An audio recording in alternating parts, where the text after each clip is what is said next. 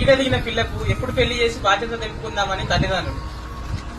పెళ్లైనాక ఎన్ని కష్టాలైనా తన తల్లిదండ్రులతో చెప్పకుండా వాళ్ళకి భారం కావద్దని ఓ దిక్కు అమ్మాయి. వెనకటికి ఒక తండ్రి తన బిడ్డ ఎలా ఉందో చూడడానికి అత్తారింటికి వెళ్ళిందట. తిరిగి వెళ్లిపోయేటప్పుడు బిడ్డ ఎట్లున్నావు నువ్వు అని అడిగిందట. అడిగితే నాకేంటి బాబు, నేను బాగా సుఖంగా ఉన్నా, మోచేతికి ఎంత సుఖమో నాకంత సుఖం ఉందని చెప్పిందట.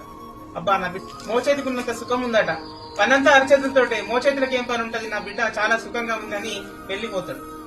వెళ్లిపోయేటప్పుడు ఆయనకు ధూప అయితే ఒక బావి దగ్గర దిగి నీళ్లు తాగుతాడు. నీళ్లు తాగి బావి ఎక్కేటప్పుడు బావి దరి ఈ మోచేతికి తలిగేసరికి పానం వెలుగపోతుంది. అప్పుడు ఆ బిడ్డ అన్న మాటలు తండ్రికి గుర్తుకొస్తాయి. అబ్బా, నా బిడ్డ మోచేతికి ఎంత సుఖం ఉందో నాకంత సుఖం, నా బిడ్డ ఇంత కష్టపడుతుందా అని అనుకుంటాడు. చాలా మంది స్త్రీలు ఇంట్లో ఎన్ని కష్టాలున్నా కూడా తమలో తాము దిగమునుకుంటారు కానీ బయటికి ఎవరు చెప్పారు.